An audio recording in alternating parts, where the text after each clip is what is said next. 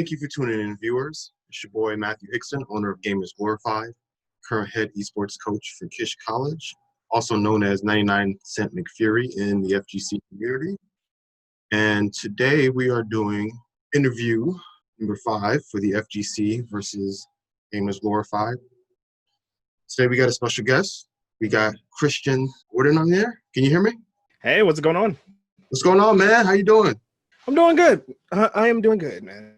Awesome, I cannot man. complain. Appreciate you, man, for being a part of my mini-series that I'm doing here. Just trying to interview some of local FGC players, man, seeing how they've been doing, making sure everyone's alive and healthy during the pandemic right now. Hey, there we go. And welcome, man. Welcome. Hey. First off, Happy New Year's, man. Definitely. Happy New Year's, man. Any resolutions this year? Do you even do any of that? In all honesty, I feel like they all kind of like start to be the same. Right. But definitely just getting back fit. I think everybody's kind of going through like a quarantine bod phase. That COVID. So yeah, man, just shaving that. Yeah, like that's about it. Appreciate it, man. Appreciate it. Well, let's go ahead and get this started, man, for all the viewers here. Let the viewers know what your current gamer tag is in the FGC and if there's a story behind it. Sure. So you guys probably know me as Linux20Z. That is my current gamer tag. In all honesty, Linux just kind of happened. I used to have like probably one of the like most anime-ish gamer tags ever when I first started competing. This was back in like early Soul Calibur 4 days, but Ganryoma was my original gamer tag ever. And it's like once I started kind of making the transition into like Street Fighter 4 and Tekken, I was like, you know what, I kind of want to do something a little different. And the whole premise behind my name is that Linux is always like people, at least I used to see at the time, used to make jokes about Linux being kind of like the superior operating system, Right. And I was a really huge fan of Superhuman Samurai Cyber Squad. Lives inside computer circuits. With the help of Malcolm Brink, he creates megavirus monsters to attack electronic systems. Meanwhile, a freak accident turns Sam Collins into Servo. His friends join forces in their samurais attack vehicles. Yeah, I'm about to say I'm probably aging myself right now. But yeah, so like, oh, dude. Yeah, it's one of my favorite childhood shows. So like I just like the whole concept of virus and whatnot. So I was like, yo, the Linux virus. Like that would actually be kind of sick. So I was like, I'll just go buy Linux. And then the 20Z got added. That's more like a family crest. Okay. A lot of people, view it as like a gamer clan or this, that, and the third, but everybody in 20Z has known each other for years. Yeah, it's to the point where we're like a family, man. Like you don't just get that just because you're good at the game, or good at a game. It's because we've all kind of grown up or gone through certain things that's made us bond almost like brothers. So anybody who you see with the 20Z tag, trust me, that's an earned that's an earned seal. But yeah, man, that's the story behind my name.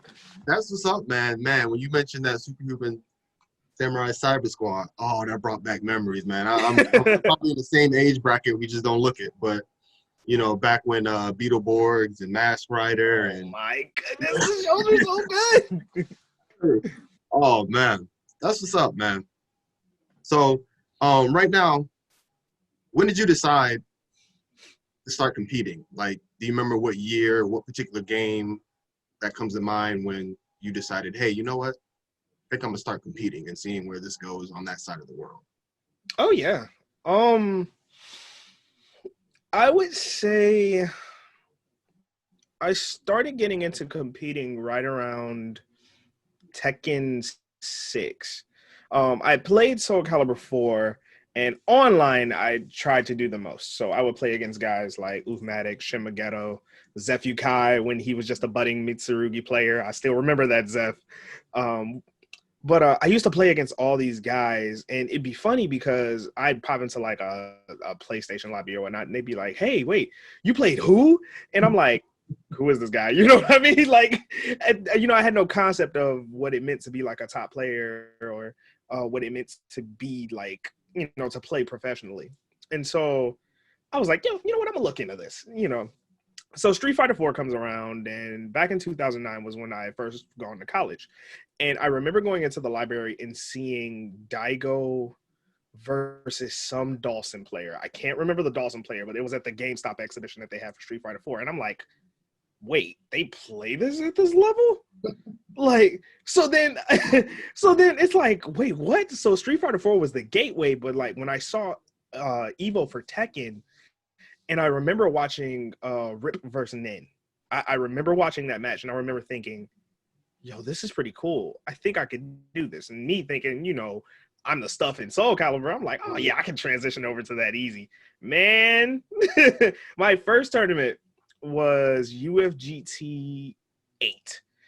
For those of you who don't know what UFGT is, UFGT was Combo Breaker before it was Combo Breaker.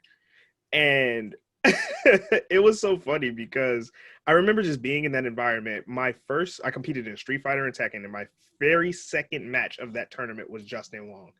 So it's like I've gone from actually seeing this guy to playing this guy, and it was such a surreal moment, but it just felt right. And, even playing in Tekken, like, Jody probably doesn't even remember this, but Jody the Great was the one who put me in loser's bracket in Tekken, and then I lost to a Elite player named Muslim. First tournament, I think I went 2-2 in both Street Fighter and Tekken, but I remember walking away from that thinking, I can do this. I mean, even, and what was the kind of like crowning moment of that was like, even when I was playing Justin, that set ended in 2-1. I didn't realize how big of a deal it was until after the fact. But it was like, once I kind of started to grasp that, I was like, I can do this. It takes a little bit of elbow grease, but like, I can actually be good. That's awesome, man. That's awesome. Good story, man. And I remember when I first linked up with you in the tournament, it was in Street Fighter. And then over time, I was like, yo, what bracket are you in? You were like, I don't play Street Fighter, man. I play Tekken. I was like, dang. So, but that's awesome, man. That's great, man. And the fact that even though you lost, you came out with a feeling of, I can do this. Yeah. That self-motivation is definitely a key factor, especially nowadays with a lot of these tournaments being online. You don't have the luxury of hanging out with your buddies who give you that momentum live while you're playing and be like, dude, you should go compete. You know what I'm saying? So now it's kind of like you got to have some kind of self-motivation at times, with everything being online, with the fighting game community. So that's great. Yeah, I fully agree in that. So now, do you currently have like a routine that you go through when you prepare for tournaments? Or do you just wake up, put your clothes on, eat a good breakfast, and then just grind it out? Like, is there a set routine that you go through? So it depends on the caliber tournament I'm going to. If it's a weekly tournament, then I just kind of get up and go, just whatever I am doing, whatever I'm wearing, like no particular ritual, I'll just get up and go. For regionals and majors, it's a little different. So it's funny because I will always take the day prior to whenever the tournament starts. I always make sure to take that day off from work. I always make sure I have to have that day off. And the reason why I have to have that day off is because I have a very, it's not complex, but I have a very therapeutic way of getting into the right state of mind to compete. Yeah. I have a certain playlist that I listen to. And even like just going through the motions, like the stuff that I'm practicing isn't even like, it's not stuff that I will use in tournament. That's all done up to that point. This is stuff just to get me loose, to practice, to prove to myself, like, oh, I can hit Just Frame Skyrock, like just little things to kind of relax myself and get rid of those tournament nerves. That's pretty much it, man. Like I just take that very first day off. So like if a tournament were to begin on a Friday, I take that Thursday off, and then I just kind of zen out, and just mentally prepare myself. It also helps calm, and like it develops that internal trust of I've done enough practice. Relax. There's no reason to stress yourself out. That's really good, man. That's definitely take that to heart, man. Because I usually when I prepare, depending on the bracket I get put in, because I don't really know until like the day of or the day before, right? So depending on especially if you're working in the corporate world, it's kind of hard to access something off that day of or the day before. You know what I'm saying? So I always was hoping and wishing, like for a combo breaker example, it usually goes Friday, Saturday, Sunday. I'm like, please let me get a Saturday bracket. You know, like let me get a Saturday bracket so I know I don't have to try to call off from work or make up some excuse or try to just so I can make bracket, you know. So but definitely, man, having a day in advance to calm yourself, that's a good way. It's a good way to get in your routine, man. I like that. I like that a lot. So currently, like in the FGC, you know, there's always improvements that we can have to become a better community.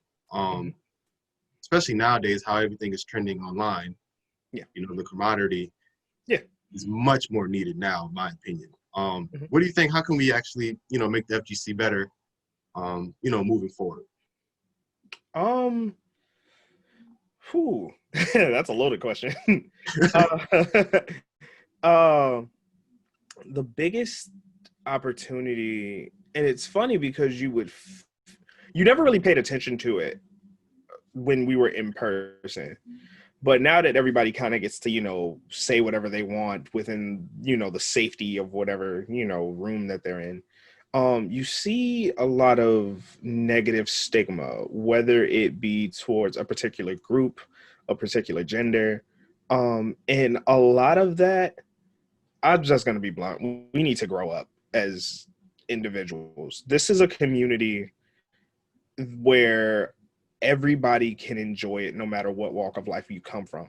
So I think just really developing a standard to where we all can be like, hey, this is not okay. Like, we can't tolerate this, and there's a clear reason why we can't tolerate this. I think we just need to get to a point where we all collectively draw that line in the sand and then reinforce it. Because so many people say that they're going to do certain things or say that they're going to do certain things or showcase that, hey, we're not going to stand for this. But then that person does it, this person doesn't. You aren't really drawing a clear, like, line in the sand for people not to cross. You know what I mean? You're creating territories where it's like, okay, this is okay over here, I'm just going to be over here. Right. And that's not, that just stunts growth. That still keeps a negative stigma. And that's not progression. Right. You know, you're just bandaging it up. You know, exactly. They're over here, they're isolated, so we won't go over there. And it's like, no, that shouldn't exist, period. So I think just addressing that as a community is a huge step in the right direction for us. Absolutely. Good answer. And just to piggyback off that, it's kind of, especially nowadays when everything is online right now, where people, like you said, can say whatever in the comfort of their own home, they can be part of the group per the Facebook group, but not actually be part of the community live. You know what I'm saying? So yeah, you can have a group of 100 people that say that they're in the FGC community online, but maybe 40 of them actually are part of FGC. They actually compete and grind and struggle, and the other 60 are just at the comfort of their home, who play casually but can say what they want to say because of the platform that they have. So that's definitely a good one. You know, we definitely need to draw some kind of line, you know, be willing to accept everyone, especially now how everything is going to be trending for a while online. So exactly. Good answer, man. I like that, man. So now, are you currently sponsored? If so, with who, and how has that experience been?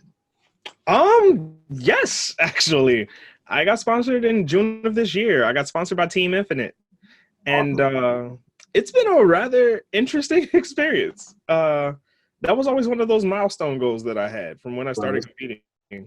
And so to kind of finally see it come to fruition, and it's been a journey, and it's still budding. I'm still, you know, learning the little ins and outs of operating within an official esports organization. But it's one of those things where you learn a lot, and you also, you know, it's one of those things where you kind of kill the stigma and you really get to see how esports works. And that's been cool. I've been enjoying the learning aspect of actually being part of an organization versus theorizing what it would be like to be part of an organization. And that's been probably the most fun I've had in a very long time. That's awesome, man. always like to hear people's experiences with, being sponsored and whatnot. And I'm in the process of sponsoring a few guys locally just to get their name and get their brand ignition going so they can get recognized by other sponsors. When you're sponsored, other sponsors tend to look at what you're doing. You must be doing something right if you're sponsored. So let's see what he's about. And then, if they reach out for, a contract or whatnot, I done my job. Go ahead, don't forget where you came from, type of thing, and just, help them grow pretty much. So that's great, man.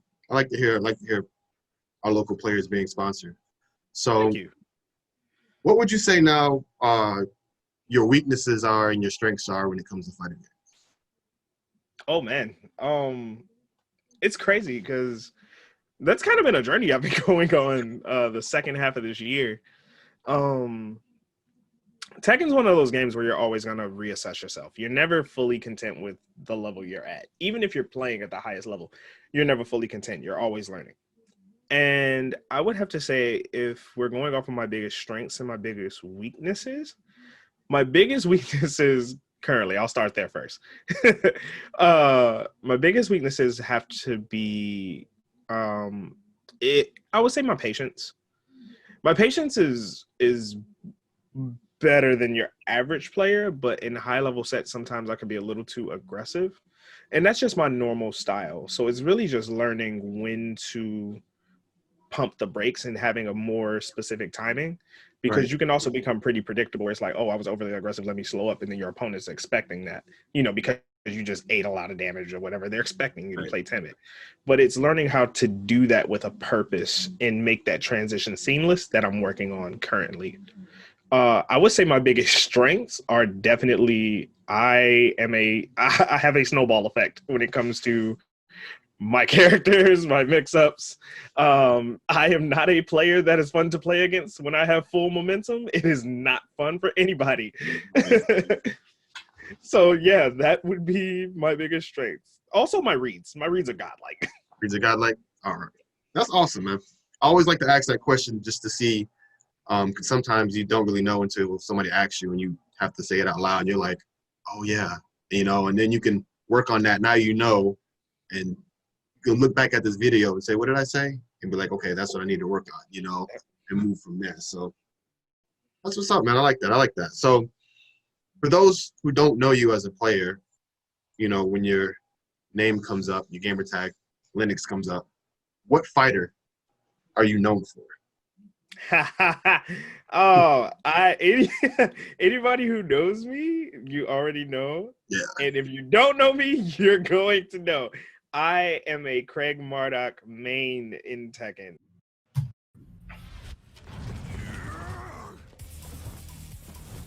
Oh, here we go. Grand finals, baby.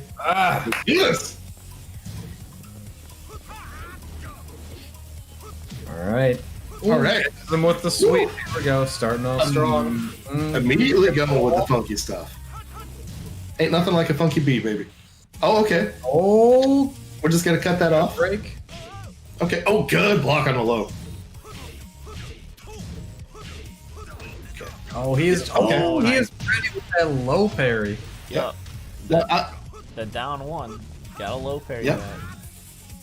I'm okay with it. Might have been looking out for the bigger threat. Just, hey, take those ankle clips.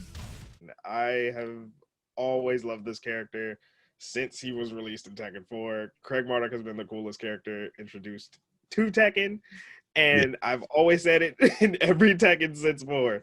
I don't care how good he is. I don't care how bad he is. I will always play Craig Marduk. The character's just so cool. Like, he had a really dope backstory. Almost like a little redemption story in 4. Yeah. And now there's the whole like Armor King, like trifecta story, where King's like, trying to save him from hurting the other Armor King's brother. The other Armor King is out for revenge because he killed it's so much to it. And the thing is that like Marduk's painted as a villain, but he's really not a villain. He's just a guy that made a pretty messed up mistake. And man, it's like some of the backstories in Tekken 7 it's probably like by far some of the best in like fighting game history. Like they actually put the work in and, actually make sense, when the next game comes out, you're like, oh. So for those who are listening, Tekken 7, Craig Marduk. And Marduk is ridiculous in season 4. Just got to point that out, guys. Like, this character is ridiculous. So as far as the FGC, like, what do you like the most about it overall, I would say what I like the most about the FGC is just how it's been able to introduce me into a lot of people that I probably wouldn't have outright gotten to know. I'm a very, like, I'm an extrovert, so I like talking to people, I like hanging out with people, and I like meeting new people. But being a part of the FGC and just kind of getting to travel and getting to compete in these different games and different scenes, it's been very awesome to kind of see not only different players, but also just people in general. Getting to experience certain things, certain foods, certain cultures. Like, it's eye-opening, and it's also humbling at the same time, because I literally get to experience this doing something that I really like doing, and I wouldn't change it for anything. Absolutely, man.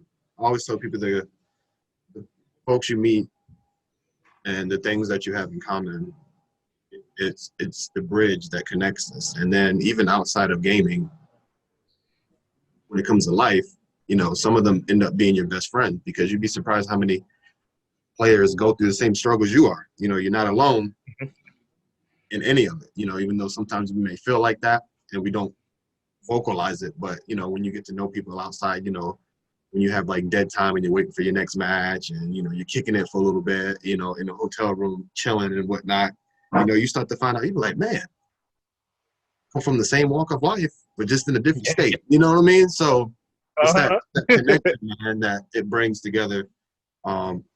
And lifelong, friendships as well, man. So it's so funny because, like, just like what you said, like you really start to connect with people when you probably wouldn't have initially.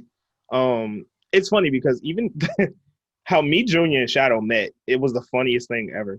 We met at one of the locals. It was held in a bar by Low Kick, and it was really dope. Me and Junior would always go back and forth. Like, I swear, every week, grand finals, this, that, and the third. And like, as we kept playing each other, and talking and whatnot, we got close. Turns out, me, Junior, and Shadow stay 10 minutes away from each other. Yeah. And I never knew it until then. Like, they literally stay up the street. And I was like, wait, where do you live again? And then when I told him where he lived, he was like, wait, excuse me? And then we just got closer from there, Yeah. So that's what I'm saying. Like, you never know. You never know who you're talking to. I kind of had a similar story when I was living in Florida before I moved up here. That's where the bulk of my FGC, roots are, pretty much down in Florida. And you'd be surprised, man. You'll meet somebody, and then you'll have a conversation. And then the next thing you know, you're talking about the same event at the same person's house. I'm like, dude, you was there? He's like, yeah, I was like, what? Like, yeah, I grew up with him. I'm like, I grew up with him. Like, how have we not met? And then just go from there, and grow up from there with with the community and everything. So definitely, man, definitely. So let's end this on a high note. I usually ask all my interviewers, top 3 fighters of all time, and why? Put me on the spot here, sir. Oh man. Top 3 fighters and why? Okay. Okay, immediately what comes to my head, like straight out the gate, Soul Calibur 4. Soul Calibur 4 was the most addictive fighting game I've ever played. And that was before I knew how to play frame rate. I literally just grinded out situations.